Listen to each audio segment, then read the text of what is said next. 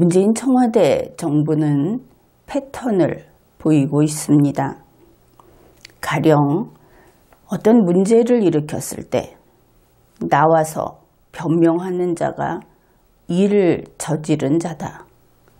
이러한 일관된 패턴을 보이고 있습니다. 이 경우에 예외는 있지요.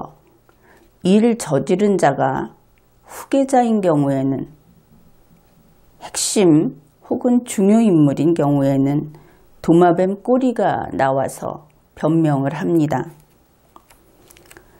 조선일보는 2018년 12월 20일 다음과 같이 보도했습니다.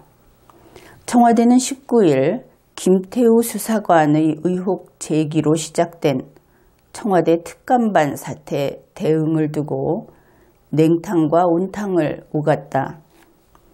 낮에는 김 수사관을 검찰에 고발하고 대변인을 통한 공식적 대응을 하지 않겠다고 했지만 오후 들어 민간인 및 야당 정치인에 대한 문건 리스트가 공개되자 박형철 반부패 비서관이 직접 나섰다.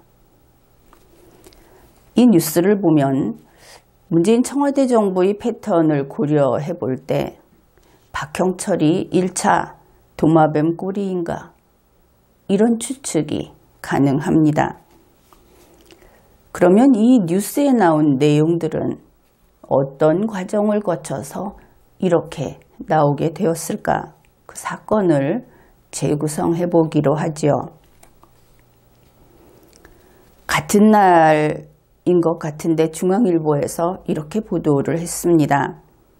청와대의 핵심 관계자가 왜 6급 수사관에 대해 대변인을 비롯해 민정수석, 국민소통수석까지 나서서 스스로 급이 맞지 않는 대치전선을 만들었는지 모르겠다.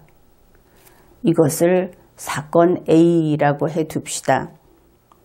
사건 A가 보도된 이후에 청와대 김의겸 대변인은 이런 브리핑을 합니다.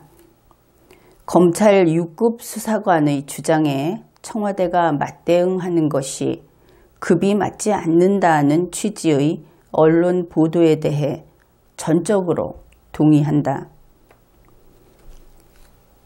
물론 여기에서 김의겸이 전적으로 동의한 것이 언론 보도라고 브리핑을 했지만 사건 A를 알고 있는 우리 국민들로서는 이것이 김의겸이 동의한 것은 언론에 보도된 청와대 핵심 관계자의 말이라는 것을 알고 있습니다.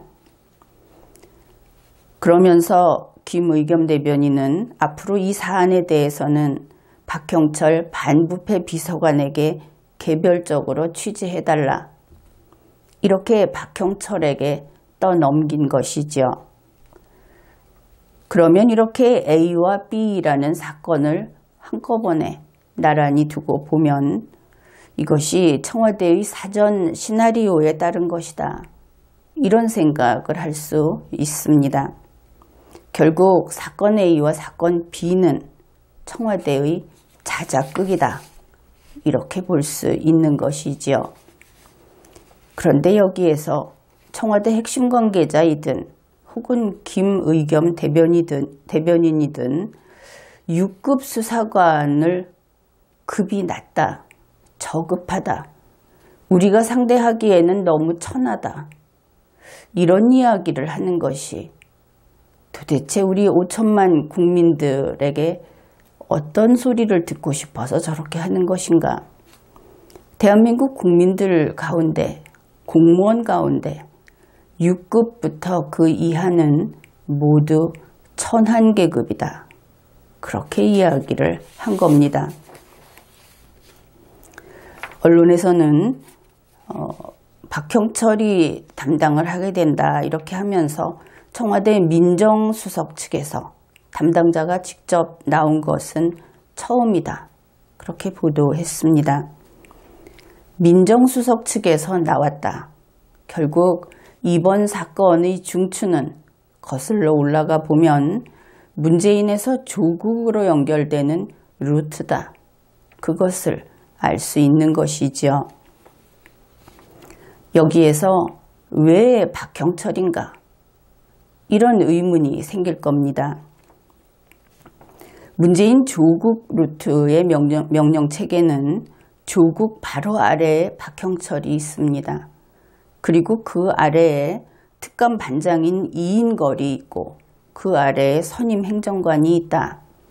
이렇게 언론에 알려졌습니다. 물론 이인걸 특감 반장도 비서실 소속 선임 행정관이거나 혹은 행정관, 이러한 그 직책입니다. 직급이 그렇게 됩니다.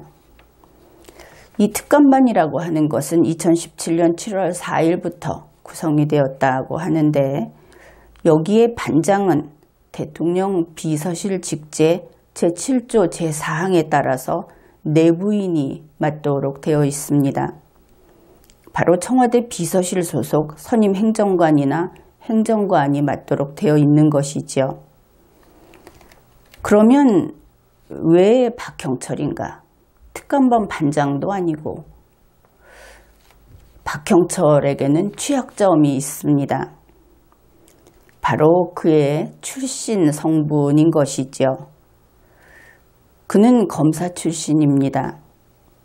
문재인 청와대 정부가 거의 적대 세력으로 분류하는 것이 이 검사 출신인 것이지요. 문재인 청와대 정부, 특히 반부패 정책을 추진하는 팀은 검사와 검사 출신, 이들을 끝장낼 것이다. 결국 이들의 피를 보고 말 것이다 하는 이야기가 세상에서 나오는 평입니다. 물론 이들은 검찰에 대해서만 그런 것은 아닙니다. 경찰과 경찰 출신에게도 유전적인 증오 형질을 가지고 있다. 그렇게 알려져 있습니다. 바로 그래서 1차 도마뱀 꼬리는 박형철이다. 이런 판단이 가능하다고 봅니다. 지금까지 리걸마인드 연구소였습니다.